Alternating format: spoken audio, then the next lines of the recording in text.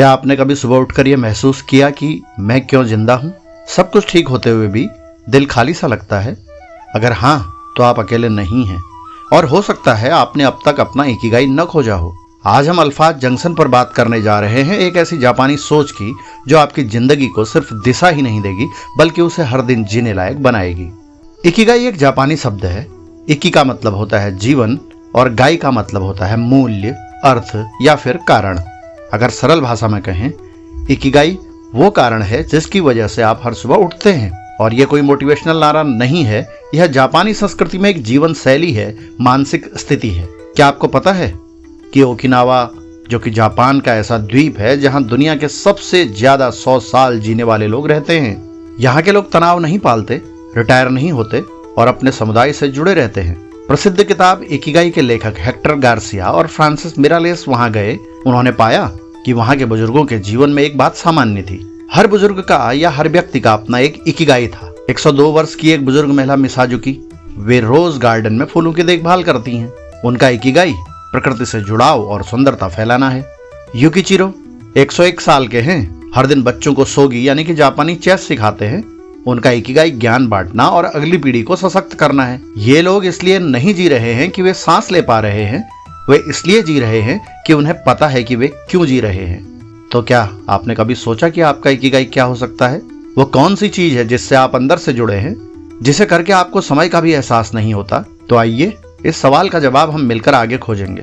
लेकिन थोड़ी सी पहले हम समझते हैं कि इकिगाई का जो ढांचा है, फ्रेमवर्क है, वो क्या होता है। जैसा कि मैंने आपको पहले भी बताया, इकिगाई को सबसे अच्छी तरह जापान के ओकिनावा द्वीप में देखा जा सकता है, जिसे लंबी उम्र का द्वीप कहा जाता है। यहाँ 100 वर्ष पार करने वाले लोग आम बात है और आप जानकर चौंकेंगे कि इन बुजुर्गों का रहस्य सिर्फ हेल्दी खाना नहीं है, बल्कि उनके जीवन का कोई उद्देश्य है। रोजमर्रा की सरल लेकिन नियमित दिनचर्या है और मजबूत सामाजिक संबंध हैं। वहाँ की 96 वर्षीय एक महिला जो हर दिन अपने पड़ोसियों के लिए हाथ से बने कार्ड भेजती है, उनका इकिगाई है दूसरों को खुशी देना। यह उद्देश्य उन्हें हर सुबह स्फूर्ति से उठने के लिए प्रेरित करता है। तो इकिगाई तनाव से दूर रहने का जापानी मंत्र है। यह हमें सिखाता है कि धीरे चलो मगर खुश रहो। ओकिनावा के लोग कभी जल्दीबाजी में नहीं रहते। उनका एक ही मंत्र है, अगर हम एक बार मिलें तो हम परिवार हैं। इसका अर्थ है हर रिश्ता, हर मुलाकात मूल्यवान है। और तनाव कम करने के लिए सबसे अच्छा तरीका है पर्पस ड्राइवन लाइफ, मीनिंगफुल रिश्ते और ग्रेटिट्यूड यानी कि कृतज्ञता। और ओकिनावा के लोग सिर्फ लक्ष्य या सोच में ही नहीं, इकिगाई को जीवन के हर हिस्से में शामिल करते हैं, यहाँ तक कि खाने में भी। ओकिनावा के लोग कहते हैं 80% पेट भरने पर खाना बंद कर दो। इसका मतलब है कि ओवर ईटिंग से बचो और अपने शरीर के इशारों को समझो। वे हर दिन हल्का व्यायाम करते हैं, जैसे कि बागवानी, ताइची यानी कि धीमी गतियों वाला एक जापानी व्यायाम और लंबी सैर। इन सबका संबंध उनके इकिगाई से है, क्योंकि यदि आपके पास जीने का कारण है तो आप अपने शरीर का ख्याल भी रखते हैं। इकिगाई का एक सबसे अहम हिस्सा है फ्लो, यानी वह स्थिति जब आप किसी काम में इतने डूब जाते हैं कि समय का पता ही नहीं चलता। जैसे एक लेखक जो लिखते लिखते घंटों का एहसास खो देता है, एक पेंटर जो ब्रश पकड़ते ही दुनिया भूल जाता है, या फिर एक शिक्षक जो बच्चों को पढ़ाते हुए खुशी से भर जाता है। ये सब फ्लो में है और वही इकिगाई की आत्मा है। तो फ्लो में हम कैसे रहें? फ्लो में रहने के लिए जरूरी है कि वह काम जो आपको चुनौती दे लेकिन असंभव ना हो, आपके कौशल से जुड़ा हो और जिसमें आप पूरी तरह उपस्थित रहें। इकिगाई सिर्फ एक विचार नहीं है, ये एक जीने का तरीका है और ओकिनावा के लोग हमें यह सिखाते हैं। तो मित्रों, अगली बार जब आप जल्दी में हो या जीवन भारी लगे, एक पल रुकिए और खुद से पूछिए, क्या आज आपने अपने इकिगाई को जिया है? क्योंकि जीवन लंबा होने से नहीं, अर्थपूर्ण होने से सुंदर बनता है। इकिगाई कोई जादू नहीं है, बल्कि एक जीवन शैली है जिसमें इंसान जानता है कि वो क्यों जी रहा है। ओकिनावा के लोगों के लिए इकिगाई का मतलब होता है हर सुबह उठने की एक वजह, हर दिन किसी न किसी को मदद करने की भावना और जीवन के हर पल में खुशी तलाशने का नजरिया। यहाँ के बुजुर्ग कहते हैं, जितना हम व्यस्त रहते हैं उतना हम जिंदा रहते हैं। और यही है इकिगाई की असली आत्मा। क्योंकि इकिगाई उन्हें सिर्फ उम्र नहीं देता, उन्हें उद्देश्य, ऊर्जा और उत्साह भी देता है। ओकिनावा द्वीप के विषय में बहुत सारे शोध हुए हैं। ओकिनावा में प्रति 1 लाख लोगों में 60 से ज्यादा लोग ऐसे हैं जो 100 साल से ऊपर हैं। लेकिन मजे की बात यह है कि यह केवल सांख्यिकी नहीं है, यह जीने का एक साइकोलॉजिकल ब्लूप्रिंट है। जापानी बुजुर्ग मानते हैं कि काम का अंत मतलब जीवन का अंत, और इकिगाई में यह बात साफ है, जो इंसान अपने जीवन में अर्थ यानी पर्पस पाता है वह जिंदा रहता है। 102 साल के ऊनो कुन जो अब भी हर सुबह बागवानी करते हैं और गांव के बच्चों को पेंटिंग सिखाते हैं। उनका कहना है, मैं थका नहीं हूँ क्योंकि मेरा मन अब भी जागता है। ओकिनावा के लोगों का एक नियम है हारा हाची बू, यानी कि 80% पेट भरने तक ही खाना। यह ओकिनावा की खास कहावत है। यह सिर्फ पेट को नहीं, जीवन को भी हल्का और संतुलित रखने की कला है। ओकिनावा के लोग छोटी छोटी प्लेटों में खाते हैं, धीरे खाते हैं और खाना एक पूजा की तरह करते हैं। वो मानते हैं जब आप भूख से थोड़ा पहले रुक जाते हैं तो आप दीर्घायु को आमंत्रित करते हैं। इकिगाई बताता है कि रोजाना के छोटे छोटे शारीरिक काम जैसे चलना, बागवानी करना, सीढ़ियां चढ़ना, यह सभी चीजें शरीर को सक्रिय और दिमाग को सजग बनाए रखती हैं। 94 साल की मिसाओबा हर सुबह अपने गमले में पानी डालती हैं, झाड़ू लगाती हैं, पड़ोसियों से बातें करती हैं। उनका कहना है, जब तक हाथ हिल रहे हैं दिल धड़कता है। ओकिनावा के लोग अपने दोस्तों के साथ एक खास समूह बनाते हैं जिसे मोहाई कहते हैं। यह जीवन भर का सहारा होता है। एक दूसरे की मदद करना, बातचीत करना, मिलकर खाना बनाना। 6 महिलाएं जो पिछले 60 सालों से हर रविवार साथ में मिलती हैं। उनमें से एक कहती है, मेरी उम्र नहीं बढ़ रही क्योंकि मैं हर हफ्ते अपनी छोटी उम्र के दोस्तों से मिलती हूँ। इकिगाई में एक अहम बात और भी है, वह है धीमा जीवन जीना। जितना कम आप भागते हैं उतना ज्यादा आप अपने अंदर के संगीत को सुनते हैं। जापान दिन की शुरुआत चाय के साथ ध्यान यानी कि मेडिटेशन और हाइकू कविता से करते हैं। उनका मानना है कि शांति कोई मंजिल नहीं, शांति ही रास्ता है। तो इकिगाई हमें बताता है कि दीर्घायु कोई चमत्कार नहीं है, यह छोटे छोटे फैसलों की जादुई श्रृंखला है। कम खाना, ज्यादा मुस्कुराना, हर दिन कुछ काम करना और अपने आसपास के लोगों से जुड़ाव बनाए रखना, यही दीर्घायु का मूल मंत्र है। तो क्या आप भी आज से इकिगाई वाला जीवन जीने को तैयार हैं? कम भागदौड़, ज्यादा जुड़ाव और हर सुबह एक मकसद के साथ जागना। अल्फाज जंक्शन को सब्सक्राइब कीजिए और इस वीडियो को उन सभी के साथ शेयर कीजिए जो लंबा नहीं गहराई वाला जीवन जीना चाहते हैं। अब तक आपने सुना कि इकिगाई क्या है और ओकिनावा के लोग इसे कैसे जीते हैं, लेकिन असली सवाल यही है, क्या आप भी अपना इकिगाई खोज सकते हैं?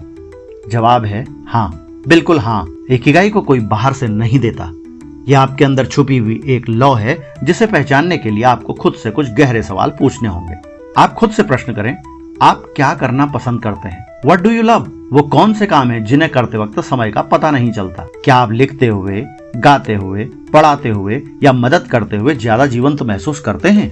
आपने देखा होगा, अगर किसी को गाने का शौक है और वो अकेले में भी गाता रहता है तो वह एक सुर है इकिगाई की ओर। दूसरा प्रश्न आप खुद से करें, आप किस में अच्छे हैं? What are you good at? आपके दोस्तों, घर वालों ने कभी कहा होगा कि तुम इसमें बहुत अच्छे हो। वो कौन से स्किल्स हैं जो आप बिना ज्यादा मेहनत के कर लेते हैं? उदाहरण के लिए, अगर कोई हर बार टीम का लीडर बना लिया जाता है तो शायद उसके भीतर लीडरशिप की एक प्राकृतिक ताकत है। तीसरा प्रश्न खुद से करें कि दुनिया को किस चीज की जरूरत है? What does the world need? आज दुनिया किस समस्या से जूझ रही है जिसमें आप योगदान दे सकते हैं? क्या कोई ऐसा क्षेत्र है जहां आप दूसरों की जिंदगी बेहतर बना सकते हैं? उदाहरण के लिए, अगर किसी को पर्यावरण से गहरा लगाव है तो सस्टेनेबिलिटी एजुकेटर बनना उसका इकिगाई हो सकता है। और चौथा प्रश्न खुद से करें, आप किससे पैसे कमा सकते हैं? What can you be paid for? आपके शौक को क्या ऐसा आकार मिल सकता है कि लोग इसके लिए पैसे देने को तैयार हों? क्या आप अपने टैलेंट को एक सेवा या उत्पाद में बदल सकते हैं? उदाहरण के लिए, अगर आपको खाना पकाने का शौक है तो क्या आप कुकिंग क्लासेस, यूट्यूब चैनल या फूड ब्लॉगिंग कर सकते हैं? इन चारों सवालों के उत्तरों का इंटरेक्शन ही है आपका इकिगाई। इकिगाई कोई तालीम नहीं है, ये तजुर्बा है। ये कोई किताब भी नहीं है, ये खुद की रूह से मिलने का रास्ता है। और इन चारों सवालों का जवाब आपको उस रास्ते की ओर ले जाएगा जहां हर सुबह का सूरज आपके उद्देश्य के साथ उगता है। इकिगाई को समझना आसान है, पर असली जादू तब होता है जब आप उसे जीना शुरू करते हैं। क्योंकि इकिगाई कोई बड़ी योजना नहीं होती, ये रोज रोज के छोटे फैसलों में बसता है। जैसा कि पूर्व में भी मैंने बताया था, इकिगाई से जुड़ी सबसे खास चीज है फ्लो। और ये वो अवस्था है जब आप जो कर रहे हैं उसमें पूरी तरह डूब जाते हैं। समय का होश नहीं रहता और आप भीतर से शांत और जीवंत महसूस करते हैं। इस फ्लो को जानने के लिए एक अभ्यास करें। एक डायरी रखें और रोज खुद से पूछें, आज मैं किस काम में पूरा खो गया? क्या उस वक्त मैं खुश था? क्या ये काम मुझे रोज करने की इच्छा होती है? जैसे अगर आप कविता लिखते वक्त खुद को खो देते हैं और हर बार लिखने के बाद ऊर्जा महसूस करते हैं तो यह एक संकेत हो सकता है कि आपका इकिगाई एक्सप्रेशन थ्रू वर्ड्स है। हर हफ्ते बैठकर खुद से ये 3 बातें लिखें। पहला, 3 चीजें जो मुझे पसंद है। खेल, पढ़ना, बात करना, गाना गाना, ये कुछ भी हो सकता है। दूसरी बात लिखें कि 3 चीजें जो मैं बिना सिखाए कर लेता हूँ। समझाना, डिजाइन बनाना, कहानी कहना आदि, कुछ इस प्रकार की बातें। और तीसरी बात लिखें वो 3 चीजें जिनसे दुनिया को फायदा हो सकता है। काउंसलिंग, ट्यूटरिंग, हेल्थ टिप्स या कुछ और। फिर देखिए इनमें क्या कॉमन है। यही कॉमन जमीन है आपका इकिगाई जोन। अपने सुबह की इकिगाई रिचुअल को बनाएं। जैसे जापान के बुजुर्ग हर सुबह अपने उद्देश्य के साथ दिन की शुरुआत करते हैं, वैसे ही आप भी एक छोटा सा 5 मिनट का रूटीन शुरू करें। आंखें बंद कर 2 मिनट ध्यान करें और मन में कहें, मैं आज किसके लिए जिंदा हूँ, आज मैं किसे खुश कर सकता हूँ, आज मैं किस काम से जुड़ा रहना चाहता हूँ। सिर्फ 5 मिनट रोज, लेकिन असर आपकी पूरी सोच पर पड़ेगा। एक्सपेरिमेंट करें, परफेक्शन का इंतजार मत करो। इकिगाई कोई एक ही दिन में नहीं मिलता, वो करते करते सीखते सीखते मिलता है। हर हफ्ते कोई नया शौक या स्किल ट्राई करो, पेंटिंग, स्टोरी टेलिंग, कोचिंग, ऐसा कुछ भी जो आपको पसंद हो। देखो क्या तुम्हें फ्लो आता है, क्या उससे दूसरों को फायदा होता है। धीरे धीरे आप उन कामों की लिस्ट बना लेंगे जिनमें आपका मन, हुनर और सेवा भावना मिलती है। हर महीने एक बार बैठकर ये 4 सवाल फिर से पूछें। क्या मुझे अब भी ये काम पसंद है? क्या मैं इसमें बेहतर हो रहा हूँ? क्या इसका असर दूसरों पर हो रहा है?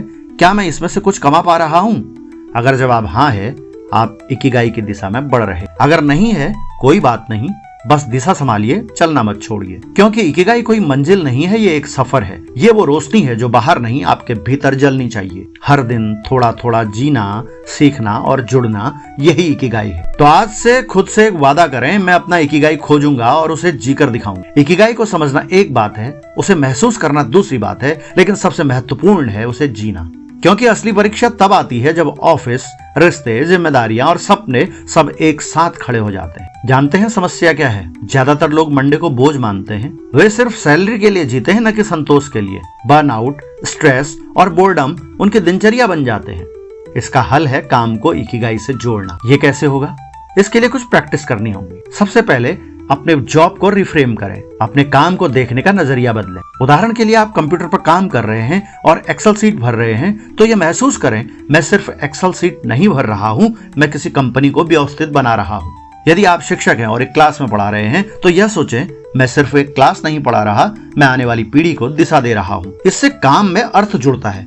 तो अपने काम में अर्थ को जोड़ना शुरू कीजिए। साइड इकिगाई प्रोजेक्ट को शुरू करें। अगर आपकी मुख्य नौकरी इकिगाई से नहीं जुड़ी है, तो छोटे छोटे साइड पैशन प्रोजेक्ट शुरू करें। उदाहरण के लिए, अगर आप गिटार बजाना पसंद करते हैं तो हर शनिवार बच्चों को सिखाइए।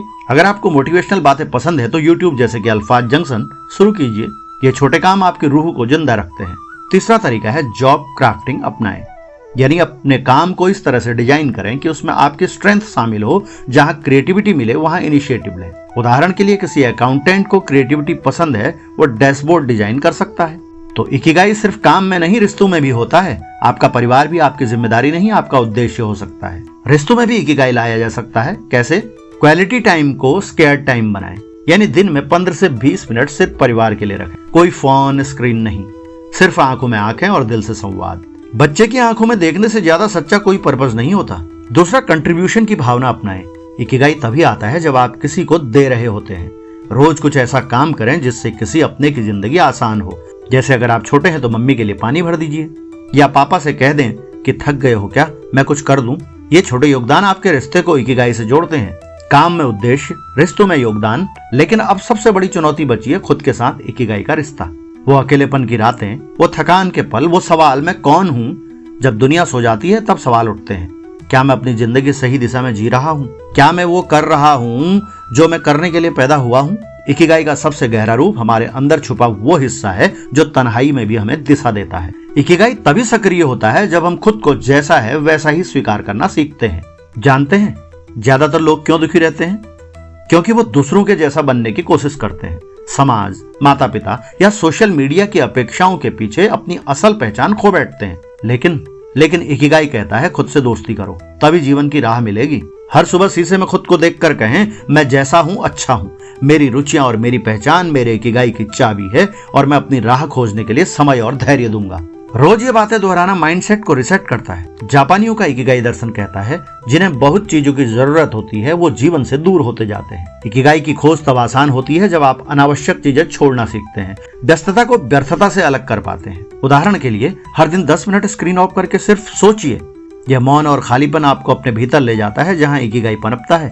इकिगाई कोई वीकेंड लग्जरी नहीं है, ये रोजमर्रा की थाली में नमक जैसा है, थोड़ा हो लेकिन होना जरूरी है। तो अभ्यास करें, दिन की शुरुआत इकिगाई मोमेंट से करें, जैसे 10 मिनट पेंटिंग, गाना, किताब पढ़ना, ध्यान, चलना। और दिन खत्म करने से पहले खुद से एक सवाल करें, क्या मैंने आज कुछ ऐसा किया जिससे मुझे खुशी मिली? जब जीवन में सब कुछ ठीक नहीं चलता तब भी इकिगाई हमें संभालता है। इकिगाई हमें रेजिलियंस सिखाता है। वो शक्ति जो हमें गिरने के बाद उठाती है, वो आवाज जो कहती है तू बना है किसी मकसद से, हार मानने के लिए नहीं। विज्ञान कहता है जिन लोगों के जीवन में उद्देश्य होता है वो मानसिक और शारीरिक बीमारियों से जल्दी उबरते हैं। इकिगाई कोई भारी किताब नहीं है, इकिगाई कोई करियर गाइड भी नहीं है। इकिगाई आपके भीतर का वो दीपक है जो आपको अंधेरे में भी दिखाता है कि आप कौन हैं और क्यों हैं। इस जीवन की भीड़ में कुछ पल खुद के लिए निकालिए और अपने भीतर उतरिए और खुद से एक सवाल पूछिए, क्या मैं वो जी रहा हूँ जिसके लिए मैं बना हूँ? अगर जवाब नहीं तो यात्रा आज से शुरू कीजिए, और अगर हाँ है तो उसे और भी गहराई से पूरे दिल से जी लीजिए, क्योंकि इकिगाई सिर्फ एक उद्देश्य नहीं, जिंदा रहने की वजह है। आज आपने जीवन के बारे में कुछ नया महसूस किया तो इस वीडियो को लाइक जरूर करें, अपने दोस्तों के साथ भी इसे शेयर करें जो अपनी राह खोज रहे हैं, और कमेंट में जरूर लिखें मेरा इकिगाई क्या हो सकता है। और हाँ, ऐसे ही गहरे वीडियो के लिए जुड़े रहिए अल्फाज जंक्शन के साथ।